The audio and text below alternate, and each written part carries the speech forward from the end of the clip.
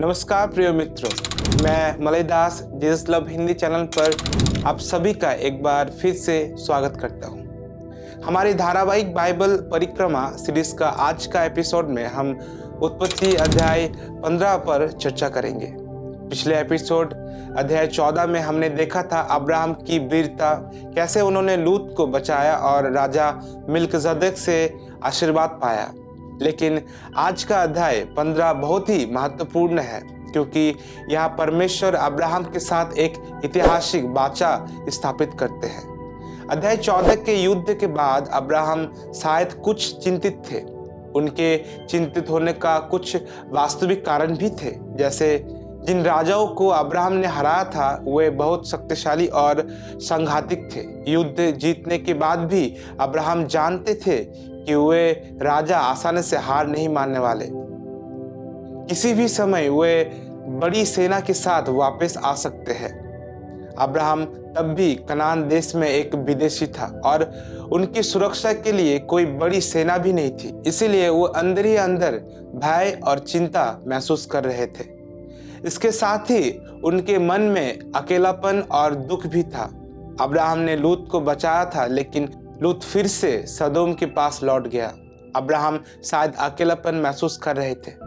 उनके पास बहुत धन संपत्ति थी, लेकिन उनके हृदय में एक गहरा दुख था, क्योंकि परमेश्वर की प्रतिज्ञा के बावजूद भी अभी तक कोई संतान भी उनको नहीं मिला था। ठीक उसी समय जब अब्राहम इस भय और दुख में जा रहे थे, तब परमेश्वर का वाचा दर्शन में उसके पास आया। उत्पत्ति 15वें अध्याय 1 वचन में हम पाते हैं कि हे अब्राहम, मत डर, मैं तेरा ढाल हूं और तेरा प्रतिफल बहुत बड़ा। ये परमेश्वर का वचन था। ये केवल एक सांत्वना देने वाला वाक्य नहीं था। परमेश्वर अब्राहम के भय के कारणों को जानते थे, इसलिए उन्होंने स्वयं को उनकी ढाल और महान प्रतिफल के रूप में घोषित किया।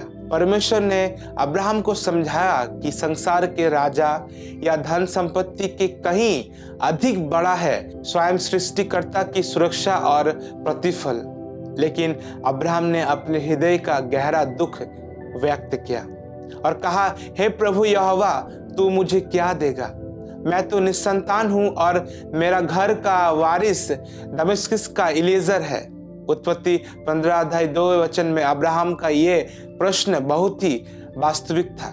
वे परमेश्वर का आशीर्वाद और सुरक्षा का अनुभव कर चुके थे, लेकिन परमेश्वर की मुख्य प्रतिज्ञा संतान और भूमि अभी तक पूरी नहीं हुआ था। उस समय की संस्कृति में वारिस होना बहुत महत्वपूर्ण था। पश्चिम मेसोपोटामिया और नूजी टैबलेट से पता चलता है कि उस युग में निसंतान दंपति अपने किसी विश्वास योग्य दास को गोद ले सकते थे। वे दास जीवन भर उसकी सेवा करता और बदले में उनकी संपत्ति का कानूनी वारिस बन जाता। इलीजेर कोई सामान्य सेवक नहीं था, वो अब्राहम के घर का विश्वास योग्य प्रतिबंधक था। लेकिन अब्राहम का दुख यह था कि परमेश्वर की प्रतिज्ञा उनके अपने वंश के बारे में थी, किसी गोद लिए हुए सेवक के बारे में नहीं थी। और लूत भी अब उनके पास नहीं था। परमेश्वर ने स्पष्ट कर दिया कि वारिस किसी मानवीय योजना या कानूनी उपाय से नहीं आएगा, बल्कि वह अद्भुत रीति से अब्राहम के अपने शरीर से जन्मे हुए पुत्र के द्वारा आएगा। यह हमें सिखाता है कि जब हम अपनी बुद्धि से परमेश्वर का काम करना चाहते हैं, तब परमेश्वर हमें अपनी असीम शक्ति याद दिलाता है। परमेश्वर अब्राहम को घर से बाहर ले गया और कहा, आकाश की ओर देख और तारों को गिन।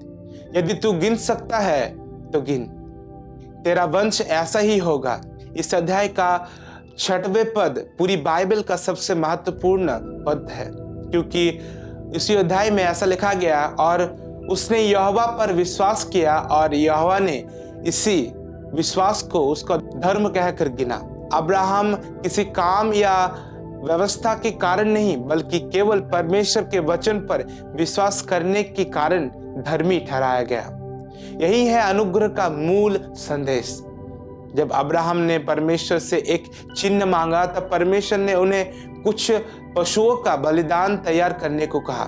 अब्राहम ने उन पशुओं का अब्राहम ने उन पशुओं को बीच से 2 भाग करके रख दिया।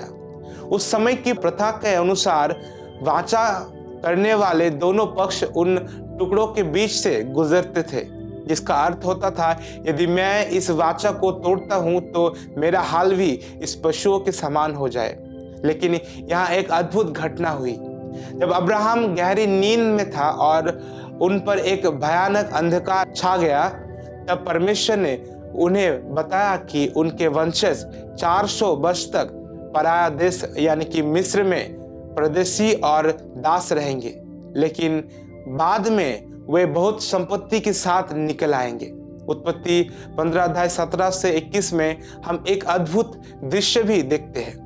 जब सूरज डूब गया और घना अंधकार हो गया, तब एक धुआं उठने वाली भट्टी और जलती हुई मशाल उन कटे हुए पशुओं के बीच से होकर गुजरी। इसका अर्थ यह था कि परमेश्वर ने अकेले ही इस वाचा की जिम्मेदारी ली। अब्राहम उस रास्ते से नहीं गुजरा। इसका मतलब यह है कि यह प्रतिज्ञा अब्राहम के कामों पर नहीं बल्कि परमेश्वर की विश्वास योग्यता पर निर्भर था। मानो परमेश्वर ये कह रहा था, अब्राहम यदि तुम असफल भी हो जाओ तब भी मैं अपनी प्रतिज्ञा पूरी करूंगा। ये वास्तव में यीशु मसीह के बलिदान की ओर संकेत करता था, जहां परमेश्वर ने स्वयं हमारे पापों की कीमत चुकाई। बाइबल हमेशा धुआं और आग अक्सर परमेश्वर की पवित्र उपस्थिति को दर्शाता है, जैसे सिनाई पर्वत या जंगल में आग का खंभा। अंत में परमेश्वर ने केवल वचन ही नहीं दिया बल्कि भूमि की सीमा भी निर्धारित की। मिस्र की नदी से लेकर बड़ी नदी फरात तक यह एक विशाल क्षेत्र था जो दिखाता है कि अब्राहम के वंशज केवल एक परिवार नहीं बल्कि एक शक्तिशाली राष्ट्र बनेगा।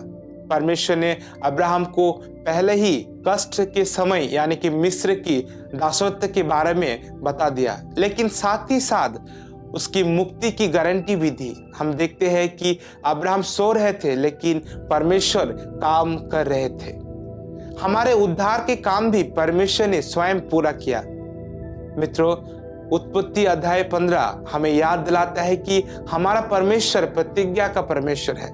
क्या आप आज भी परिस्थितियों के कारण डर रहे हैं? याद रखिए, परमेश्वर आपकी ढाल है।